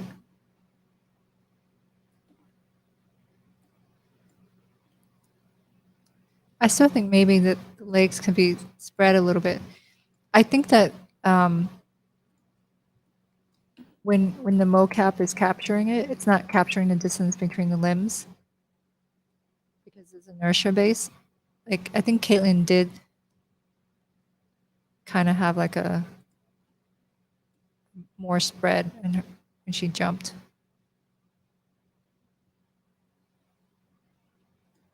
Yeah, I mean, if I was an awesome animator, I would do it. But is it not as simple as just moving it slightly more? Or does it cause a lot of problems? In theory. It is in theory, right? But then when you actually do it, it looks mechanical. Yeah, it looks terrible, yeah. We may have to do some sort of underwear thing for this shot. Oh, they all have underwear. Okay. I learned from one of the movies we worked on where no one had underwear, and that became a problem.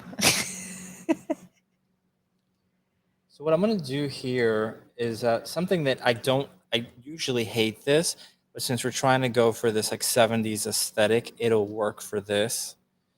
I don't like changing your focal length in a shot. I always think that it feels kind of dated. It feels 70s or whatever, like exploitation film.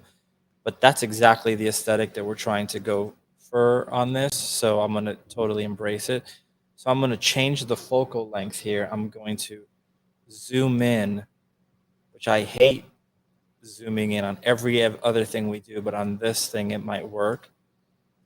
I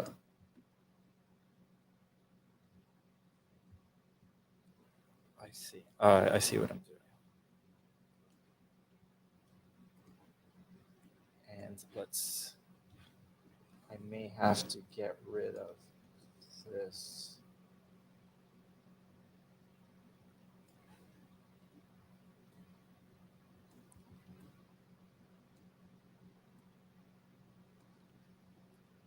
Spot right there. Okay, so let's take a look at our run.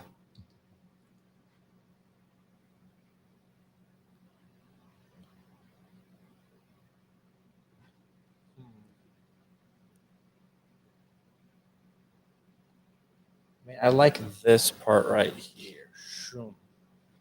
That's fine. That's the only part we'll use.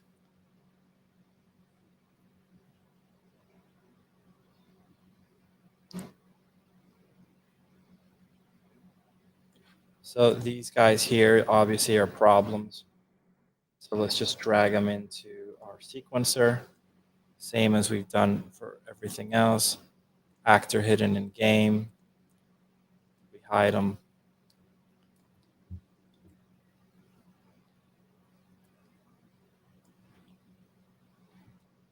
So let's go back over here.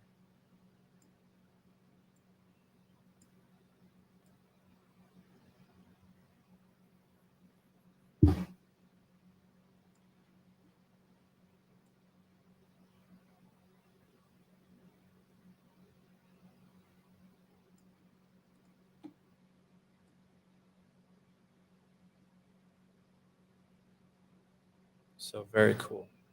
I don't like this first part here, but that's fine. I figure I won't use that anyway. I'm going to undo a few here. I'm going to not do that focal length change.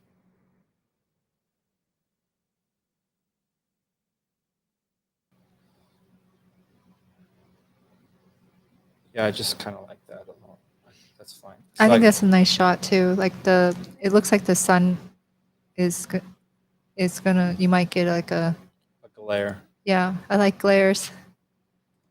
That was pretty natural too, right?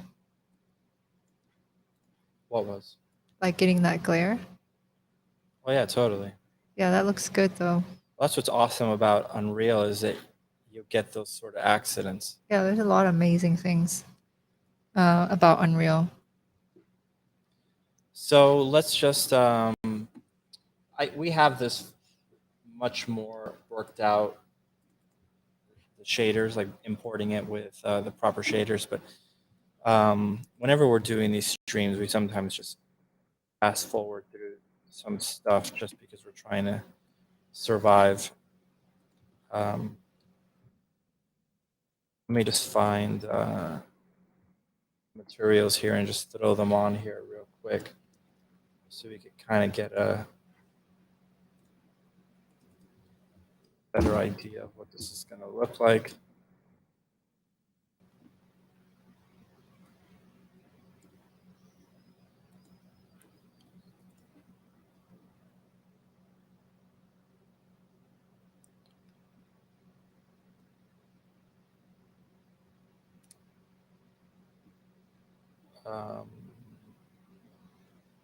That's correct.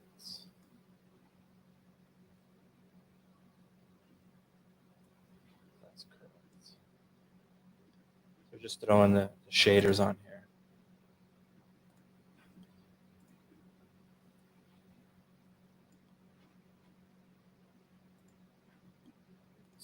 Body.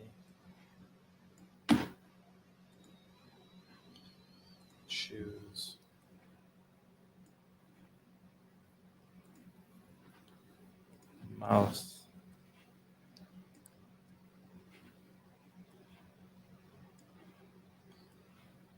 And the jewelry.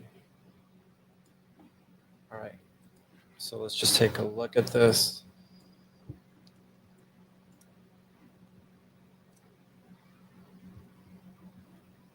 Much nicer. Let's take a look at this.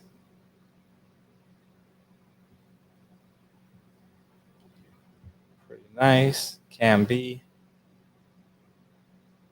Remember, this doesn't have motion blur. Let's set this to cinematic. And let's just take a single plane view or pane.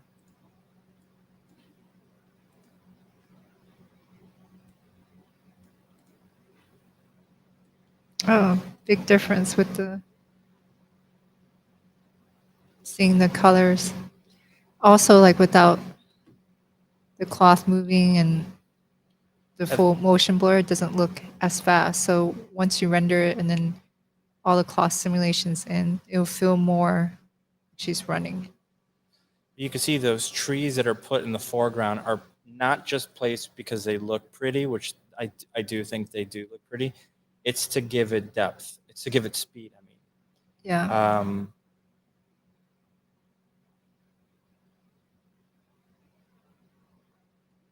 And again, the face, right now she looks like a psychopath. I mean, I guess she is a psychopath, but these are not, this is not the proper facial expressions for this. And then our jumping shot right here.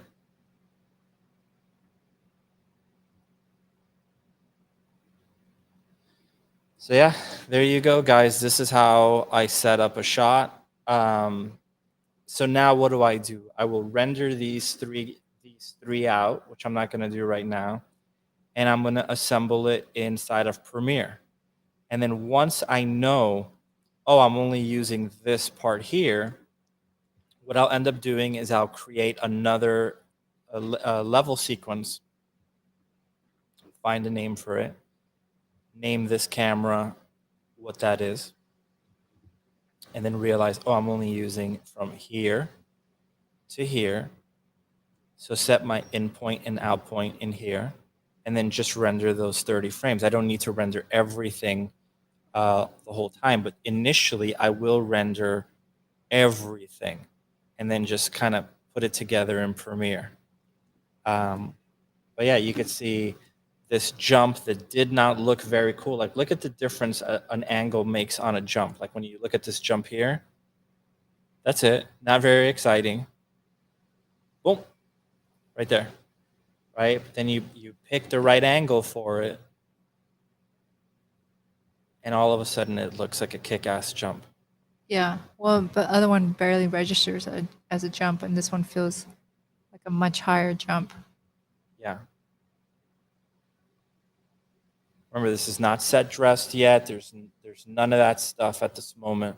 It is strictly just kind of getting frame layout, and that's how we work. It's all that stuff, all the making it look pretty comes secondary to getting the editing and the story to make sense, and then we'll figure out how to get it to look pretty. You can see this is going to look great with the sun glaring down on her. Yeah, I the mean, clothing. it's secondary, but you are looking at it, and because you have the lighting, you can tell if it's going to work. Yeah. Like you're never going to go, let me frame horrific lighting kind of scenario. Yeah. I don't have my focus distances set up here, so let's just do that real quick.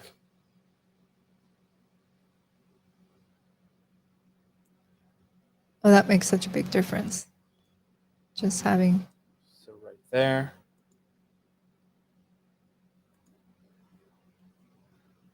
I really like her expression there.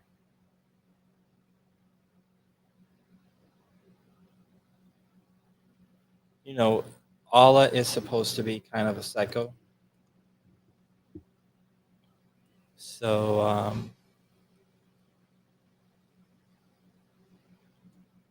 she's the daughter that you don't want to have.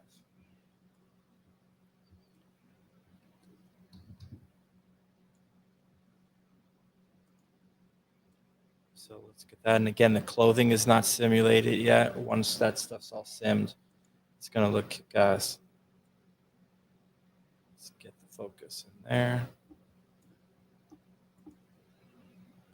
So another thing to keep in mind is this. If you notice, the majority of the shots, like I was saying, I try to use an 80 millimeter lens, 50 millimeter lens. Like those are my go-to lenses. But when I went to this jumping shot, you'll notice that, let me actually show you guys here. So you can see, oh, so one is 30, so one's not so bad. So one is 80, the other one is 30, and then this one is 15, which is pretty wide. 15 millimeter lens is considered like a wide angle lens. The reason why I did this is the wider this lens is, the more exaggerated proportions are going to look like. If I do this, it's going to feel like it's really wide if you're using a wide angle lens. If you're using an 80 millimeter lens, it's going to feel much flatter. Okay, so if I'm trying to make the jump look bigger than it actually is, the more I could exaggerate things by going to a wide angle lens, it looks like her legs and her body is like spreading much wider. And that's all because the angle, of course, but also the angle combined with the focal length gives us that exaggeration that looks so cool. Okay, so let's go back to this. Let's just take one quick look.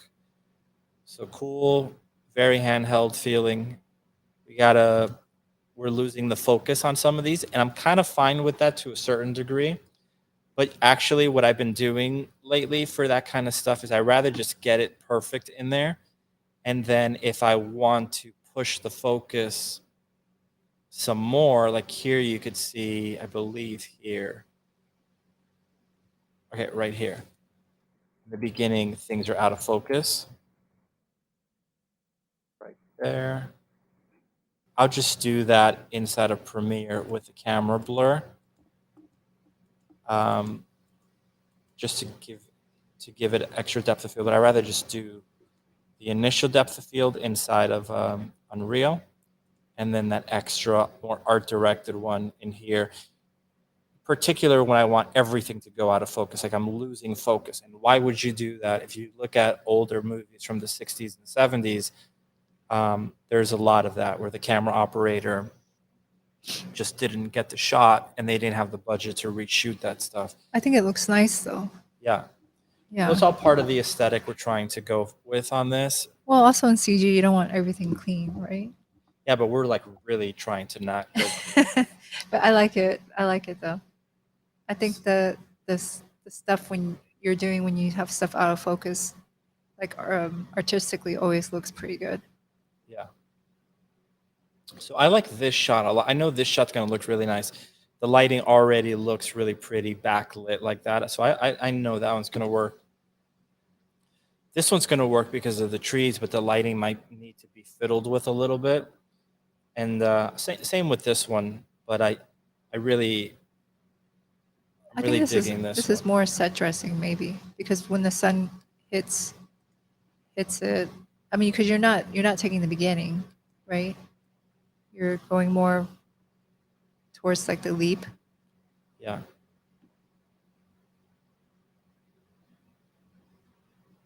Right here, like when you get to this part here, it almost feels like those documentaries when there's like a camera and like a jaguar or like an emu walks up to the camera or whatever. Do you know what I mean? It almost looks like it's a hidden camera.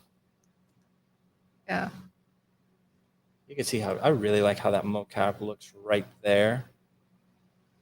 Yeah.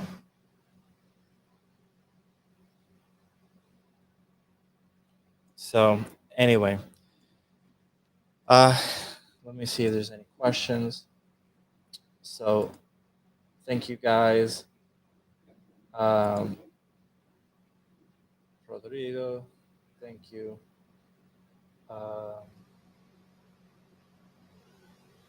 What does it say here? Those keyframes which are causing the jittering in camera looks cool and natural. Yeah, the key is, remember, start beginning, the end, then go in the middle. then go in the middle of that, then go in the middle of this one, then go in the middle of that, in the middle of that, in the middle of that, the middle of that, and then in the middle of that, and then you start filling it in, and then you start getting this. But it's art directed. It looks chaotic, but you're doing it very controlled. Okay. But yeah.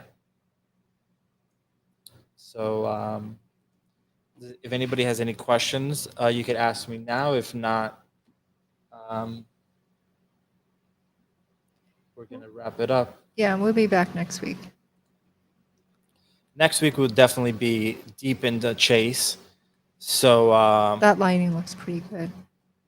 yeah, this is actually just seeing this makes me excited, and this is what it's gonna sound like. So let's come back over here. Where is it? We're gonna have like this epic music.